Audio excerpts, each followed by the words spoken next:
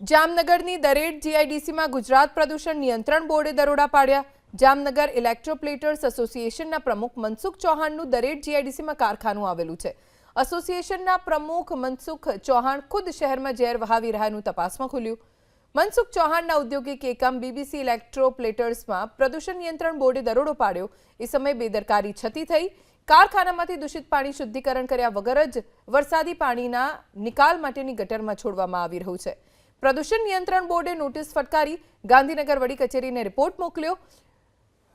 પ્રદૂષણ નિયંત્રણ બોર્ડના રિજનલ અધિકારી મુજબ ગાંધીનગરથી ક્લોઝરનો આદેશ આવી શકે છે। ઔદ્યોગિક એકમ જે દરેડ ખાતે આવેલું છે, જેણે બોર્ડની મંજૂરી મેળવેલી હતી, પરંતુ તેના દ્વારા બાજુમાં જીઆઈડીસીમાં આવેલ સ્ટોર્મ વોટર ડ્રેઇનમાં એમનું ઔદ્યોગિક ગંદુ પાણી ટ્રીટમેન્ટ વગર ડિસ્પોઝલ કરવામાં આવી રહેલ હતું અને જેની પણ મુલાકાત લઈ અને અમો દ્વારા ગુજરાત પ્રદૂષણ નિયંત્રણ બોર્ડની વડી કચેરી ગાંધીનગર ખાતે જરૂરી કાર્યવાહી અર્થે રિપોર્ટ ગાંધીનગર મોકલી આપેલ છે।